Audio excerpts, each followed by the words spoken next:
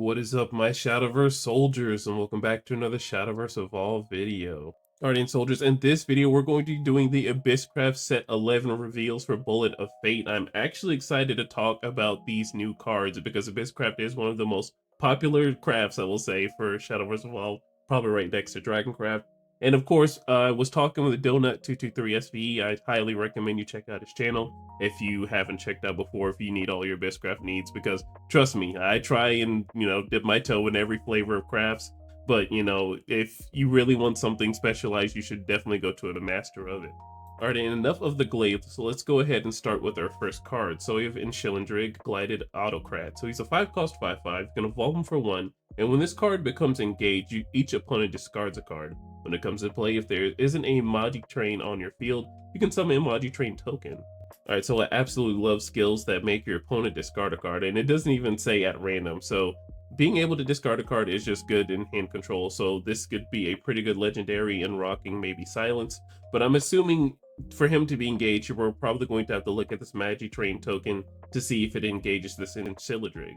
Alright, so looking at the Magi Train token, so it's a 5-cost 4/5 amulet. You can also activate for 1 play point to engage any number of followers with a total cost of at least 5 on your field, and you can maneuver this card, and for the rest of this turn, this card becomes a 4/5 follower. It has Rush, and it also has a strike ability, so you can select and engage enemy follower on the field, and destroy it, and then give your leader +2 defense. Alright, so if I'm correct, I'm assuming the play is going to go like this. So you play the Enchilindrig, and then if you have that 1 extra play point to go ahead and engage the Enchilindrig to make your opponent discard a card, this turns to the 4/5 Rush follower, and then as long as you're able to select an engaged enemy follower on the field, you can go ahead and destroy it and then give your leader +2 defense. Alright, so let's look at this Enchilindrig evolve. So he turns into a 6/6, and when this card becomes engaged, each opponent discards a card, and during your turn when a player discards a card, you can select the enemy follower on the field and engage it, but on evolve you discard a card, and then you can select 2 followers in your cemetery and add them to your hand. Okay, so 1, absolutely loving this art, and 2, absolutely loving this stat line too. So being able to go ahead and discard a card to add 2 followers, any 2 followers that you need from your cemetery to your hand, is very volatile. And I think that'll be really good in the Necrocharge deck because they're going to be milling a whole bunch of cards like that. So being able to add any 2 followers back for whatever situation, while also doing all the Magi Train stuff in the very same turn, it's just going to be a lot going on in that turn. Alrighty, next up we have Ilga now, Horror Astray. So she's a 1-cost 1/1. When she comes into play, you can select a Wasteland follower that costs 3 or less in your cemetery, and then Necrocharge 10, you may put it onto your field, and if you do, you can banish this card. She also has the last words to put this card into your EX area, and then you put the top card of your deck into your cemetery. Alright, so it does kind of seem, weird that this card in the fanfare is pretty archetypal, but the last words is actually pretty good and volatile in those Necrocharge decks. Just because on turn 1 you can have a body that's also going to be doing damage the very next turn it's played. Your opponent's going to have to answer it, so, the Necrocharge decks are eating there. And also with the Wasteland follower deck, you're actually able to go ahead and get a follower that's 3 or less as long as you have those 10 cards in your cemetery to put onto the field and then getting rid of Ilga now. Alrighty, next up we have Hazan Demon Blade Knight. So he's a 3-cost 1/2. You can evolve him for 3 or you can evolve him for 1, but you can only activate the evolve for 1 if you have Sanguine active for you. He has Assail, Bane, and Drain. Alright, so there's most definitely got to be another sort of card that's going to give another follower Rush on the field for Abyss. I know there's a card out there like that. So being able to give this follower just like Rush naturally is pretty worth, just because you can get some good removal. This kind of seem like a whole bunch of moving pieces, of course, but let's go ahead and see what we're going to really be evolving this follower once we have the one in the Sanguine deck. Alright, so looking at the Demon Blade Knight evolve, so he turns into a 1/6, and he still has a Sane, Bale, and Drain, and he has a strike ability, so when he swings, you can deal 2 damage to each enemy leader, and you refresh this card. You can perform this ability only once per turn. Alright, so I think this is actually not that bad of a card in the Sanguine deck, just only because you're able to heal back that 1 damage with the Drain that you're going to be using, also while having some hard removal, and then of course the one thing about Sanguine is they're playing really low to the ground. So the removal kind of isn't there for the deck. So this is a pretty nice removal piece on turn 4 that's also able to swing into those reserved followers that your opponent's going to keep up. The stats don't matter. Has Bane, has Assail, has Drain. You're healing that damage back, and you're also dealing 2 damage to the enemy leader. Alrighty, next up we have Great Big Corpse. So it's a 3-cost 3/3, and once per turn, when a token card that costs 1 leaves your field, put a copy of the same token card on your field. When it comes into play, you bury another card. You can select the enemy follower on the field and deal it 4 damage. Alright, so yeah, this card absolutely screams Ghost. So as soon as you play this card, of course you swing with your Ghost since it's going to have Storm and it's going to leave anyway, so why don't you go ahead and get the most out of all of your effects. So playing this card is going to deal 4 damage to a follower while you get rid of that Ghost token, and look at that, once returned your thing's going to go off, that token leaves, you can spawn another Ghost out, and you're able to swing with that token as well. Also, if I'm incorrect in any of this information, let me know because I did take a peek at the Q&A and I'm pretty sure that's how the card works. So if I'm incorrect, please let me know. All right, but moving on, let's talk about Dead to Right. So it's a 1-cost quick spell, but you can activate to banish this card and an Enchilladrid Guile of Redcrat from your cemetery. You can select an enemy follow on the field and engage it. But on this quick ability, you can select the enemy follow on the field and give it -2/-2. All right, so I think this card is the GOAT. I think this is going to be like a good staple card just to stop those low to the ground decks. Those 3/2s and 2/3s are no longer a problem just because you're just going to like straight up deal with them. Of course, most of the 2-cost cards that are going to be dealing with those cards deal 3 damage, but just being able to just stop the damage or being able to get rid of the card in those 2-cost 2/3s is just very good. And of course, on top of that, having this activate ability is very good for the Wasteland deck just because you're going to be using both these cards just because sometimes if your opponent knows what your game plan is going to be, they're going to try their best to play around it. And of course, if your game plan says, hey, well, you know, if you try and counteract that, well, my game plan actually says, if you try and counteract it, I actually am able to do this.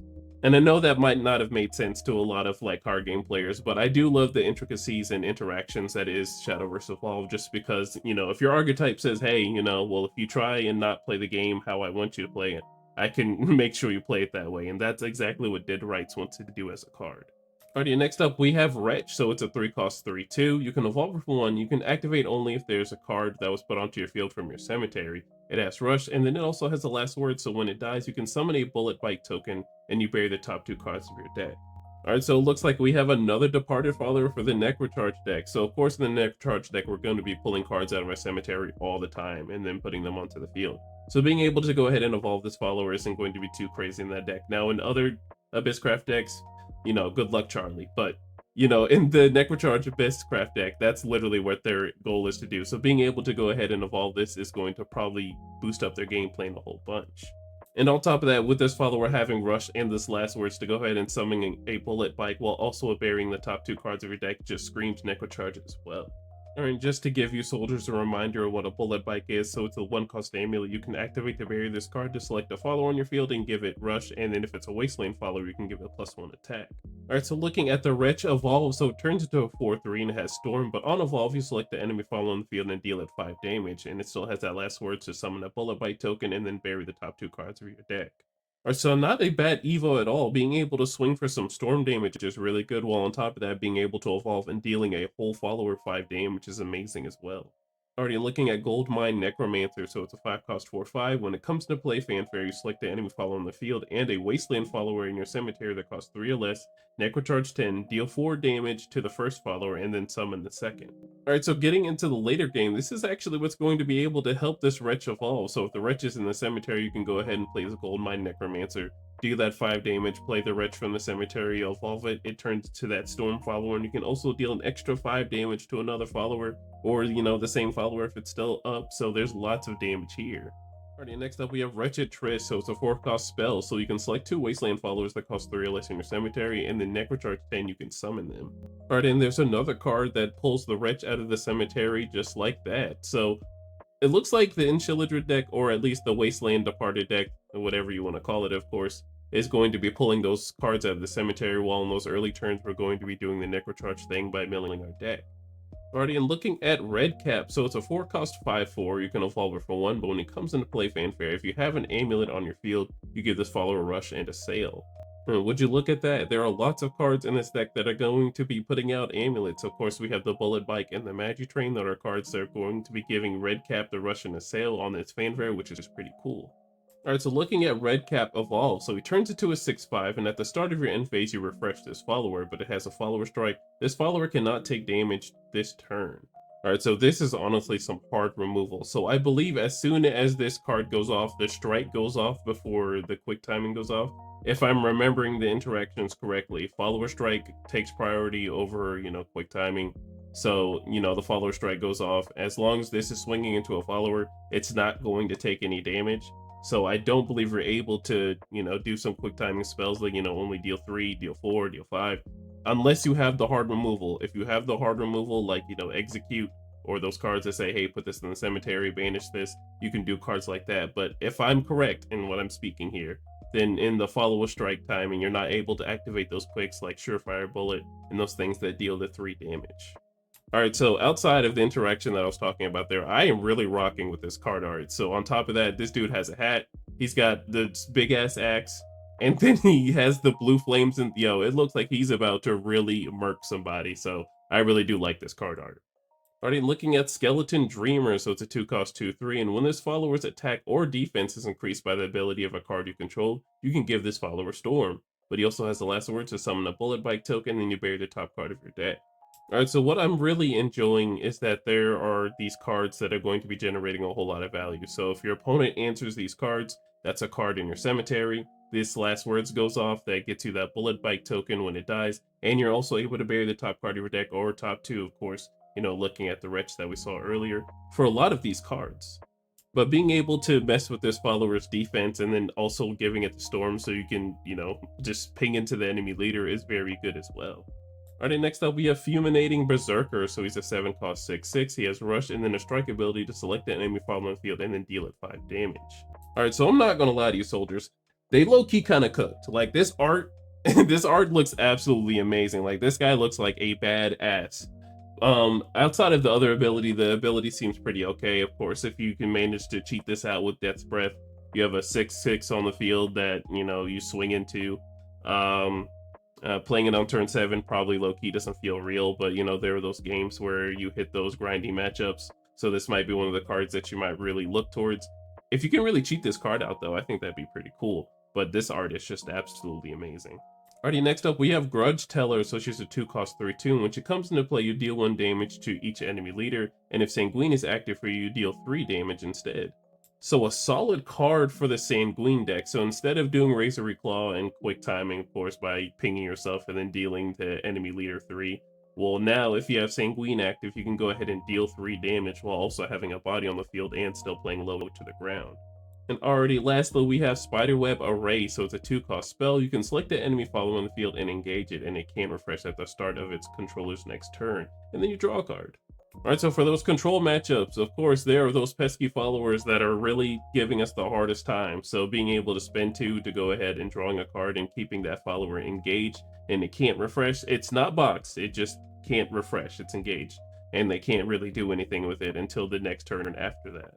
Alright, and then we have the Enchilladrig Ultimate, or the UR, the SP, whatever you want to call it. This is the Enchilladrig alt art, so I hope anyone that's going to be looking forward to be getting this Pimp Daddy, I'm telling you, I mean, Enchilladrig has so much aura. Like, I can't even match it. Like, this dude has so much sauce.